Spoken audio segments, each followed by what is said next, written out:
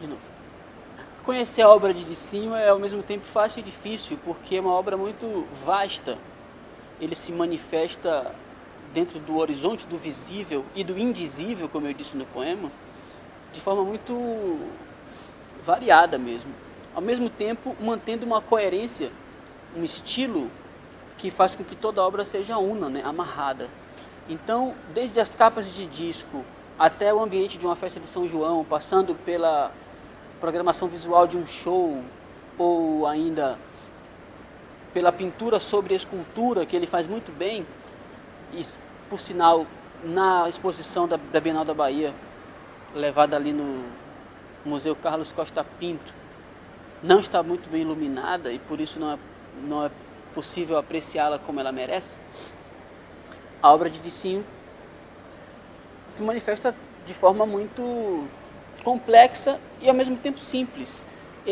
O que eu destaco na atuação de Dicinho é que ele, além de escolher muito bem os materiais com que vai trabalhar, ele fabrica os próprios materiais de forma muito competente. Então ele desenvolveu aquela massa com que ele modela, com que ele vem fazendo borboletas e tal, e aquilo tem uma maleabilidade, uma flexibilidade que permite ele se manifestar em duas vertentes que parecem até antagônicas, da Bauhaus até a Feira de São Joaquim. Ele consegue um lirismo muito bem controlado, um lirismo muito pensado, ou um pensamento lírico.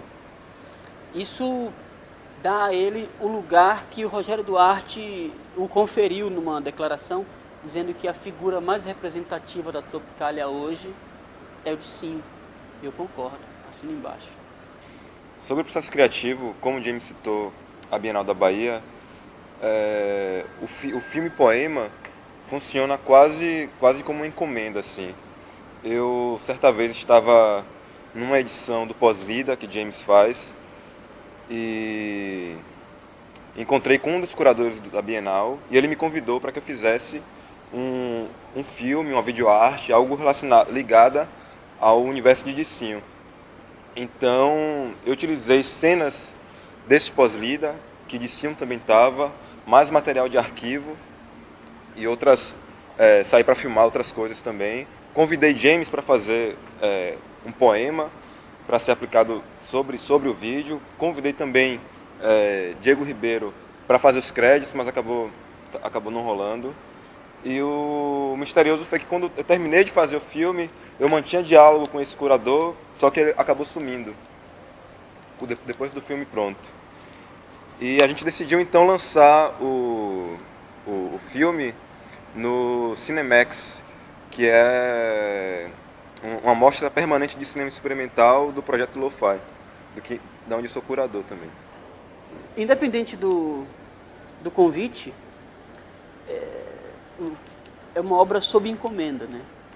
O filme foi encomendado por um curador da Bienal da Bahia e o meu poema foi encomendado por Caio para o filme.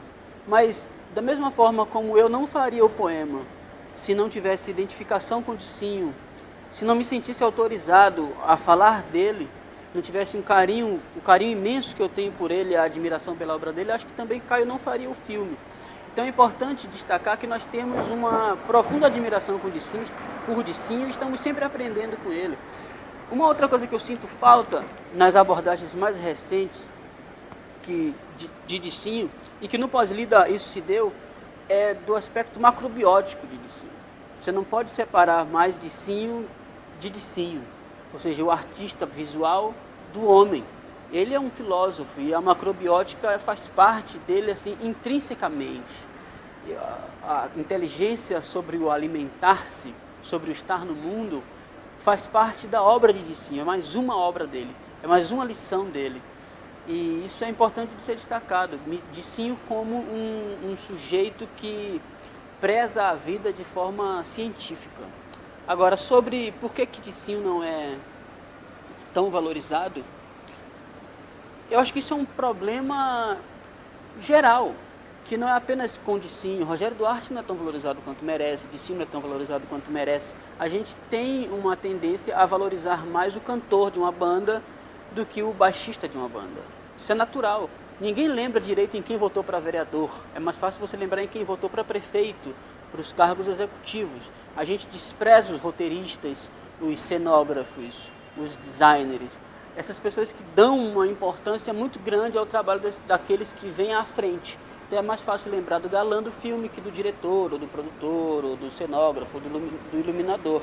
Este mal é o mesmo que acomete de si, não é uma exclusividade dele. É um problema nosso.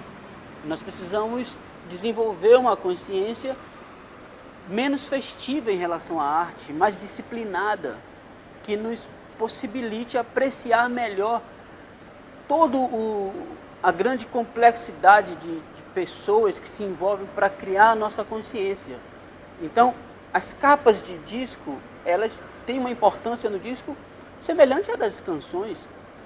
O masterizador de um disco tem uma importância grande, tanto quanto o instrumentista. O instrumentista tem uma importância semelhante à importância do cantor. Agora, como todo mundo fala, então se sente mais identificado com o cantor, parece que ele está ali mais próximo da gente, o fato também da voz dele estar amplificada, dos holofotes ficarem sobre ele. Isso é um problema geral, A gente não sabe quem é o letrista. Acho que só a rádio educadora diz quem são os compositores da música. Então é comum dizer assim, a música é de Ivete, quando a música é de uma outra pessoa. A música, ela canta, mas a música é de, sei lá, Letieres, ou Luciano Calazans, ou Quito Ribeiro. Sobre essa questão da obscuridade de Discion também nas artes plásticas, porque eu acho que foi uma tendência também de alguns artistas ligados à Tropicália, como Discion também tem relação com a Tropicália, que por isso que James falou, não está aparecendo nos holofotes, acabaram entrando na marginalidade, né? Tivemos artistas fantásticos que até pensaram sobre uma proposta mais radical, mais iconoclasta, pensando uma Tropicália teórica que não aconteceu, como é o caso de Capinã, de Rogério Duarte, de Torquato Neto. E esses artistas acabaram na marginalidade, assim como Discion também, pela falta de interesse mesmo da mídia, né? Pela falta de interesse da mídia. Dos empresários. Dos empresários, né? Por esses artistas não estarem em evidência, mas serem tão importantes quanto Caetano, quanto Gil, né? Quanto Gal, quanto Bethânia. Uma coisa que eu percebi assim do processo criativo, primeiramente, quando eu recebi o convite, eu já pensei em chamar James, porque ele tem uma ligação muito forte com o Discion. Pedi para que ele fizesse um poema sobre o Discion. Quando o James me entregou o poema, gravado no microfone de notebook, da forma mais lo-fi possível, assim, né? Da forma mais orgânica possível e na vontade de fazer, eu fui construindo o filme sobre o poema de James, e eu lembro que o filme teve vários cortes, assim, tiveram vários filmes finais até chegarmos a esse que foi lançado. Eu lembro que tinha muito mais imagens de quadros de Discion, umas fotografias e tal. O discurso, o poema de James era cortado e a música era diferente. E o processo criativo foi muito no diálogo com o James. Assim. Eu fazia uma coisa, mostrava para ele dava algumas sugestões, mudava a música, até que chegou no que a gente conhece hoje. Eu lembro que no processo de feitura desse filme poema, lá no Pós-Lida, na Torre 1, eu queria ficar muito próximo de Discion. Ele tem muito problema com representação, né, da imagem dele, assim. Ele não gosta de ser filmado, não gosta de ser fotografado. E primeiro eu me aproximei dele com a câmera ligada, para depois pedir permissão a ele, assim. E eu lembro um fato curioso desse processo, que quando estava terminando o Pós-Lida, eu cheguei para ele e falei, pô, Discion, eu queria ter uma foto sua. Aí ele falou, eu não gosto, eu sou muito feio. Eu falei, então a gente tira uma foto de costas.